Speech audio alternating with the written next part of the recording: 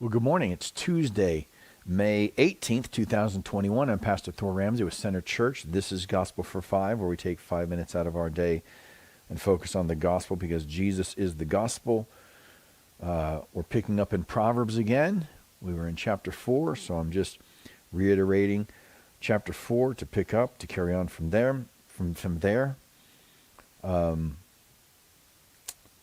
When I was a son, verse 3 of chapter 4, when I was a son with my father, tender, the only one in the side of my mother, he taught me and said to me, let your heart hold fast my words, keep my commandments and live, get wisdom, get insight. Do not forget and do not turn away from the words of my mouth. Do not forsake her and she will keep you. That is wisdom. Love her and she will guard you. Wisdom. Now, it's not just talking about wisdom in general. Again, it's a father's instruction that he received from God, and he's passing on to his son. Same thing could apply to a mother and a daughter. Wisdom from a mother passed on to a daughter, and they're passing on the wisdom of God. That's the whole point here. The beginning of wisdom is this: get wisdom. And again, the theme of Proverbs is that the beginning of fear of the Lord is the beginning of wisdom. First, fearing God. That's wisdom. So get wisdom, get that fear of the Lord, get that respect of God, of respect that you have for God. Know the God of the universe. Seek the Lord that he may be found. Seek him, who will reveal himself to you. Seek the Lord. That's the first step in getting wisdom. The beginning of wisdom is this: get wisdom, and whatever you get insight. Prize her highly, and she will exalt you. She will honor you if you embrace her. She will place on your head a graceful garland. She will bestow on you a beautiful crown. Again, it's just saying that there is a reward for following the wisdom of God. It's just built in. This is how God's created reality. He's created reality a certain way that we might flourish in it. A God who wants us to enjoy the creation he has given to us. And yet people deny the reality of God. They deny reality. Denying reality, they're denying the God who created reality. But they butt their heads up against reality. They live in opposition to reality. It's a ridiculous situation so often. Hear my son and accept my words, that the years of your life may be many.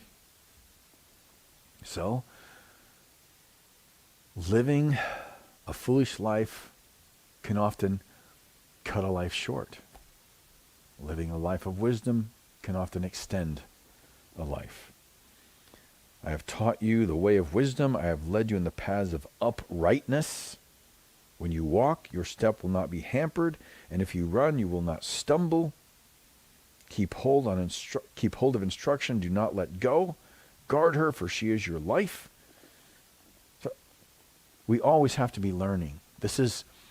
It's interesting about Christians. It is the one group on the face of the earth, no matter what age, that gather together to learn, to be instructed.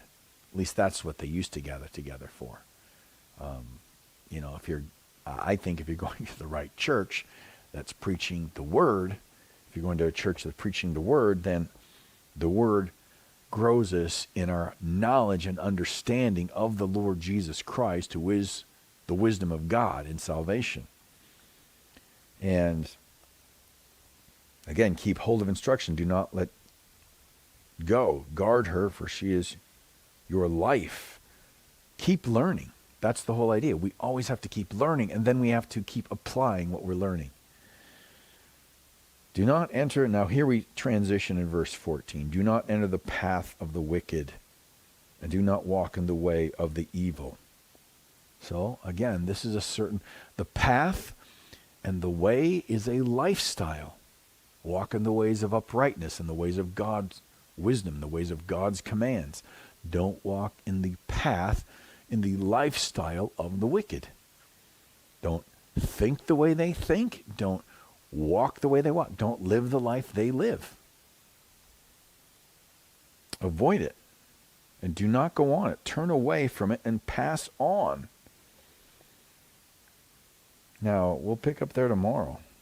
but we're contrasting two different ways of thinking, which lead to two different ways of living.